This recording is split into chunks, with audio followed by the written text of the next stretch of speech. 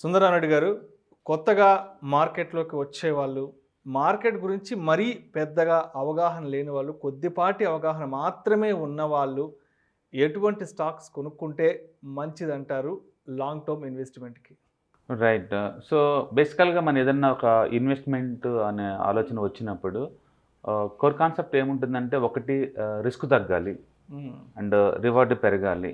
Okay. And అదే టైంలో diversify అవ్వాలన్నమాట. పోర్ట్‌ఫోలియో డైవర్సిఫై అవ్వాలి.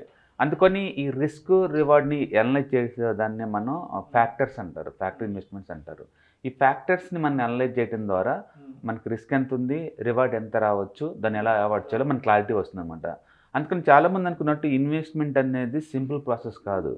మీకు క్లారిటీ ఉండాలి. అంటే మీరు వాల్యూ ఇన్వెస్టర్సా?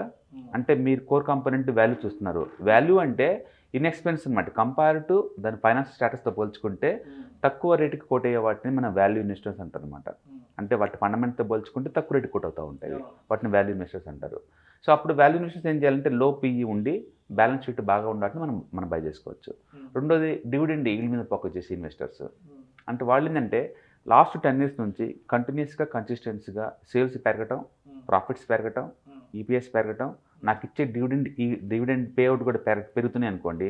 అలాంటి కంపెనీస్ మీద ఫోకస్ చేసుకోవచ్చు.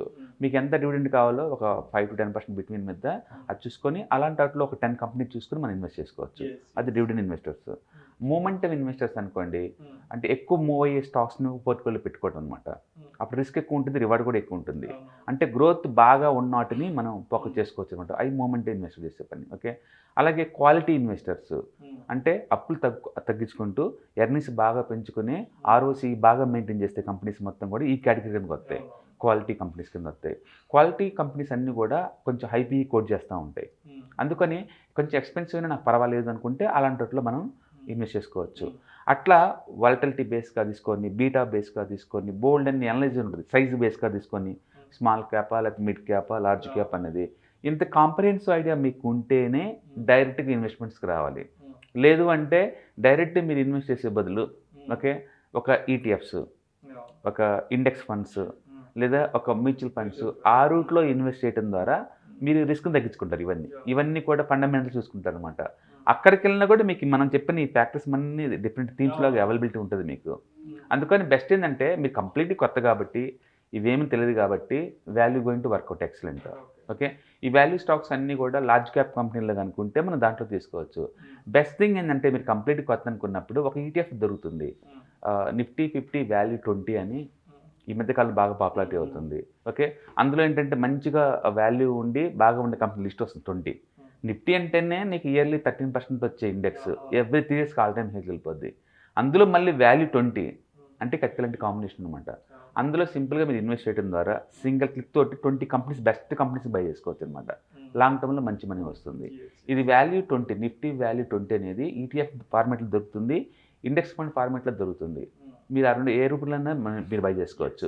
లేదు సొంతంగా స్టాక్స్ కొనాలనుకుంటే మాత్రం మీకు డైరెక్ట్‌గా లార్జ్ క్యాప్ స్టాక్స్‌లో రెగ్యులర్‌గా మీరు బాగా ఇనే కంపెనీస్ మనం ఇన్వెస్ట్ చేసుకోవచ్చనమాట. ఓకే. లైక్ రిలయన్స్, ఏషియన్ పెయింట్స్ ఇలాంటివి తీసుకోవచ్చు. జనరల్‌గా ఏంటంటే మీరు స్క్రీనర్స్‌కెళ్తే గనుక అక్కడ మోస్ట్ పాపులర్ థీమ్స్ ఏమి దొరుకుతాయంటే కాపీ కన్ ఇన్వెస్ట్మెంట్ స్ట్రాటజీ ఒకటి, క్యాన్సిలమ్ ఇన్వెస్ట్మెంట్ స్ట్రాటజీ అని 2 దొరుకుతాయి. కాపీ కన్ అంటే ఏంటంటే గత 10 ఇయర్స్ నుంచి ఓకే. ఆర్ఓసీ, ఆర్ఓఈ బాగున్న కంపెనీస్ అండ్ సేల్స్ బాగా పెరుగుతున్న కంపెనీస్ గత 10 ఇయర్స్ నుంచి ఎగ్జిట్ ఉన్న కంపెనీస్ దొరుకుతాయి అన్నమాట లిస్టు. అలాంటప్పుడు మనం ఇన్వెస్ట్ చేసుకోవచ్చు. అవి బై అండ్ ఫర్గెట్ అవన్నీ. కాపీ కన్‌లో ఏంటంటే సేల్స్‌తో పాటు, ప్రాఫిట్స్‌తో పాటు, మేనేజ్మెంట్ ఎఫిషియన్సీతో పాటు stock should be trading around 52 weeks high అనమాట. ఆ థీమ్‌లో దొరుకుతాయి. అందులో ఉన్న స్టాక్స్‌లో మీరు ఇన్వెస్ట్ చేసుకోవచ్చు. అసలు మీకు ఏమి తెలీదనుకోండి, మోనోపొలీ కంపెనీలు తీసుకోండి. టాప్ మోస్ట్ కంపెనీస్ తీసుకొని ఒక్కొక్క సెక్టార్ నుంచి ఒక్కొక్క దాంట్లో ఇన్వెస్ట్ చేసుకోవచ్చు. అట్లా ఇన్వెస్ట్‌మెంట్‌ని సింప్లిఫై మనం చేయలేము. బట్ బేస్డ్ ఆన్ మీ risk profile and returns diversification బేస్‌గా తీసుకొని మనం డిస్కస్ చేసిన ఏ థీమ్‌లో అయినా మీరు ఇన్వెస్ట్ చేసుకోవచ్చు. బెస్ట్ అడ్వైజ్ ఏంటంటే కొంత టైము మార్కెట్ గురించి అర్థం చేసుకున్నంత వరకు కూడా via with ETFs, index funds, mutual fund ద్వారా ఎంట్రీ అయితేనే కొత్తగా ఉన్న వాళ్ళకి సేఫ్టీగా ఉంటుంది లాంచింగ్ ప్యాడ్. అదే మన స్టాక్స్‌లో తీసుకున్నారనుకోండి, స్టక్ అయ్యారనుకోండి, నెగెటివ్ ఒపీనియన్ నుండి మార్కెట్ దూరంగా వెళ్తారు. చాలామంది అంటారు మ్యూచువల్ ఫండ్ అనంగానే నేను వదిలేసారు 20 years నుంచి పెట్టినా ఉన్నదరికి ఏం రాలేదంటారు. వాళ్ళు రాంగ్ చూసుకున్న సంగతి వాళ్ళకి తెలియదు. వేరే ఏజెంట్లు ఎవరో ఒకళ్ళిద్దరు పాడేశారు, ఎంటైర్ మార్కెట్ మీద నెగిటివ్ ఫీలింగ్ వస్తుందన్నమాట. అందుకని బిగినర్స్ డైరెక్ట్గా స్టాక్స్ కొని దాని బిహేవియర్ తెలియకుండా స్టక్ అయ్యే బదులు వయా ఈ రూట్లో వస్తే కనుక బాగుంటుంది.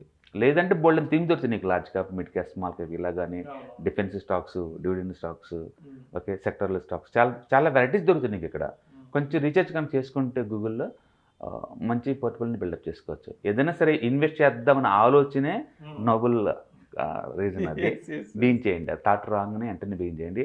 అందులో ఈరోజు మంచి రోజు కాబట్టి let them start with investment today.